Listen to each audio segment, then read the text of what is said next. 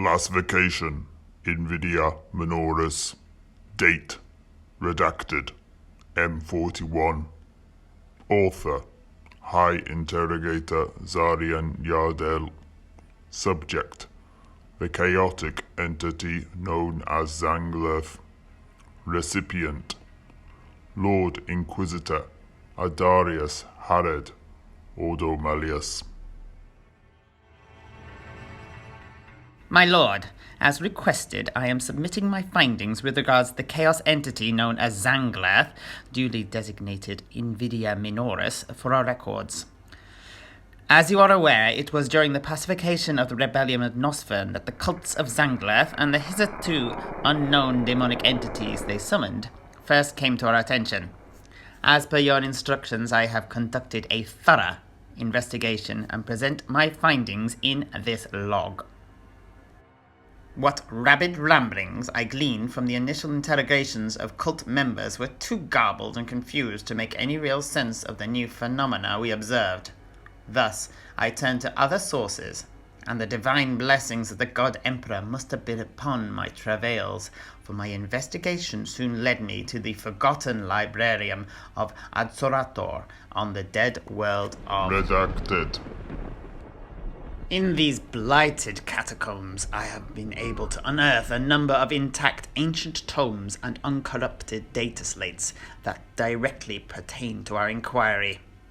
I am sending copies of these original texts via our usual courier for your personal edification, but in the interim, I have included the most pertinent parts below. The warp entity, referred to as Zhanglirth by those corrupt cultists we captured, does legitimately appear to be part of the accursed pantheon of the Empyrean, although be it of a much smaller magnitude and presence than the comminated Great Four. As you are all too aware, the followers of each power are identifiable by their predilections. The devotees of Khorne bask in bloodshed and martial combat. The hedonists of Slaanesh pursue excess in all aspects of existence. The schemers of Tzeentch pledge themselves to change and the mastery of sorcery, whilst the willing victims of Nurgle are marked by a defiance to cling to their mortal coils, even in the face of despair, disease, and death.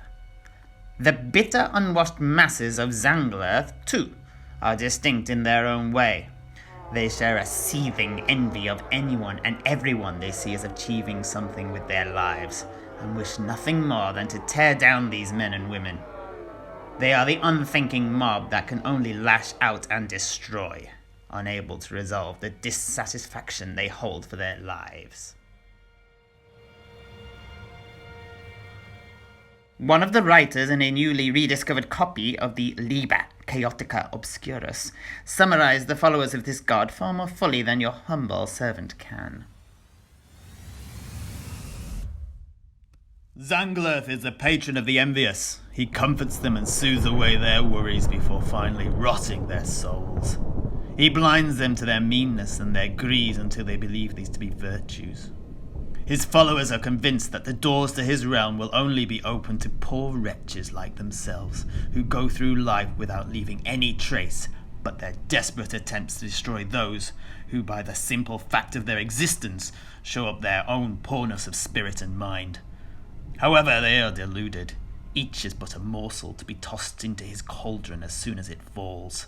Their resentments the very sweet meats that flavour his pot. In the ancient work Quantum Adveus, the writer describes some of the background of the god in one of his visions.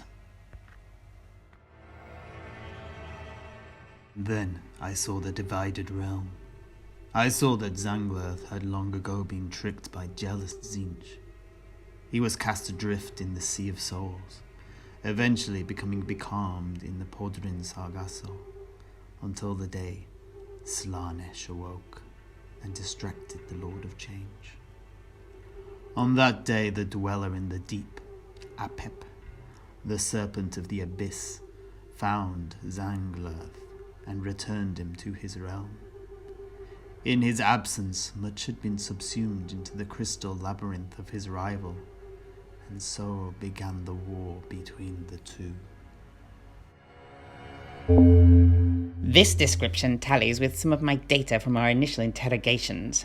Many of the cult members had crude, serpent tattoos inked into their flesh, whilst others bore the image of a circle with the upper and left-hand portions cleft from the whole by straight lines. This latter image presumably representing the truncated realm of their master. The writer went on to describe Zhanglirth himself later in the text. Zhanglirth is a blind god, his eyes long ago put out to unchain him from his own envy. The sockets still bleed and will only stop once his realm has been restored. He sits upon a throne made from a giant hornet's hive, and incandescent swarms of the insects drone about him. His great wings blot out the sky and cast a shadow over his realm, keeping its occupants forever in the dark. He wields a serpentine sickle in each hand. In his left he bears Arsu, the blade at dusk, and in his right he holds Azizos, the bloody dawn. Apep, the serpent of the abyss, slumbers at the god's feet, his coils entwined around a large copper cauldron. Chains are wrapped around the serpent, binding him to it. From the cauldron, Zhanglirth consumes the souls of those his champions slay, and feeds the souls of those who fail him to Apep.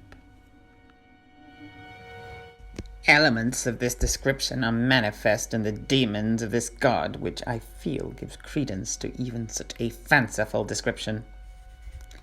In the pages of the history of the Terran Urshite Wrathsinger, the saga of Untitled, the sorcerer is described as fighting against some of the minions of Zhanglirth in the hinterland of Nordafrik. And we watched in horror as the Hierophant at the head of the mob brought forth monsters from the strung-up cadavers that dangled in the dead trees. From the neck of each corpse slithered out a long spiny tail that grew into a chitinous body bound in bloody chains. Each then sprouted 6 spiked legs and a pair of scorpion's pincers that spasmed and jerked unnaturally as they moved. From the neck a gnashing horned maw tore itself free of the torso, and ravenous glowing eyes pierced into the souls of any who met their gaze. "It is the crazed rend, the beasts of Invidia," cried the Wrathsinger, before unsheathing his own sacrificial blade and taking it to the next of 8 of our warriors to grant passage to our own allies from beyond the veil.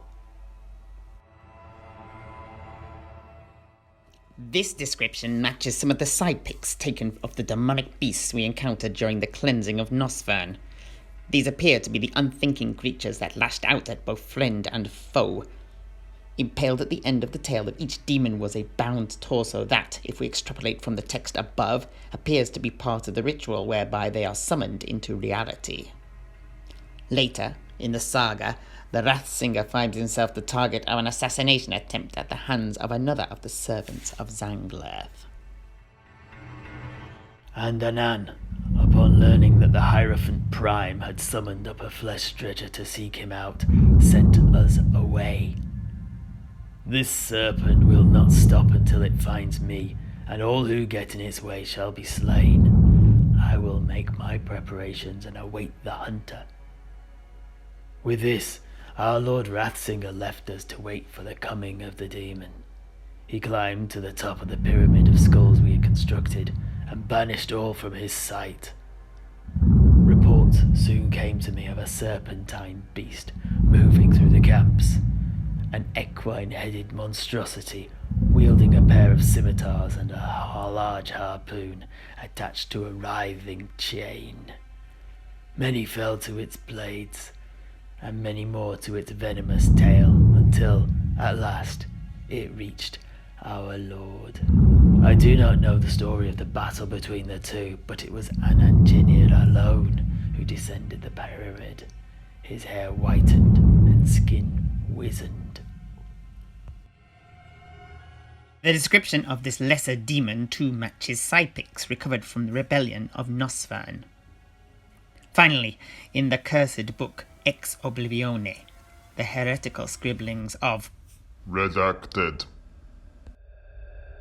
there exists a short account of what I believe describes a greater demon of Zhanglirth. The petitioners milled around on the beach in their hundreds to await the coming of their god. They had gathered those they deemed worthy of sacrifice, the educators, the chirurgeons, the artificers, and bound them together, each with a large stone attached to their neck before sailing them out into the bay. They waited for the sun to reach its zenith, and then kicked them all into the sea, the weight of each dragging the next into the depths. And then, their offering clearly accepted, came their god.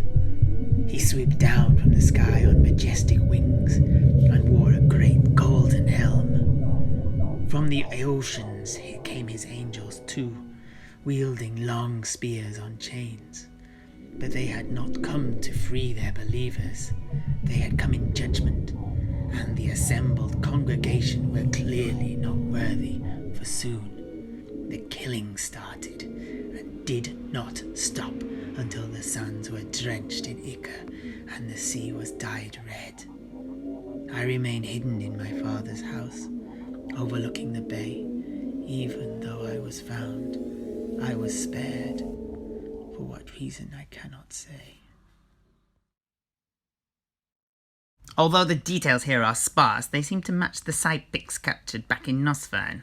The wings, the eyeless golden helm, have led me to identify the entity portrayed as a greater demon of this chaos power. A beast the cult's Magos called a howling thrash scraper, before taking his last breath. This concludes my log.